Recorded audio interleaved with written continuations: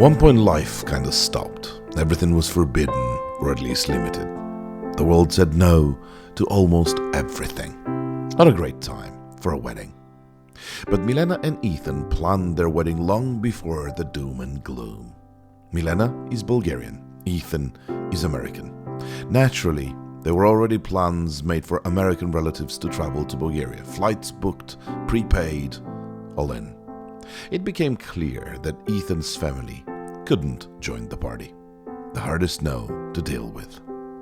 And this is where Telenor came and said, well, why not? We live-streamed the wedding to the guests who weren't able to fly to Bulgaria.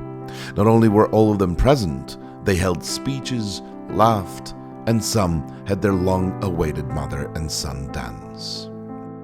We had 7 hours of non-stop streaming to 30 people in 7 countries, from New York, Vermont, and Florida to Poland, Italy, and all the way to Singapore. There was a surprise for the bride and the groom, live-streamed from their favorite song from their favorite band in Plovdiv, Bulgaria. We spent a total of 70 gigabytes of data, which for the newlyweds meant the whole world. It all began with the bride sharing a non-branded video of her extraordinary wedding on Facebook. She has 300 friends. The video had 2,000 reactions and over 60,000 views. An organic reach way beyond expectations. The wedding went on air in afternoon and primetime evening news, a true precedent for a teaser campaign. After a few days, we shared a video on all social media channels. It was Telenor's network that made it all happen. The message was short and simple.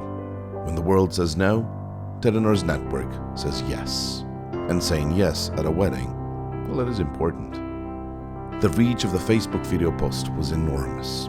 Also in Twitter, YouTube, and LinkedIn. What's really important is that we made a real-life network test, literally in the worst conditions imaginable. And sure, we can brag about network certificates all day long, but it's examples like these that show what we're made of.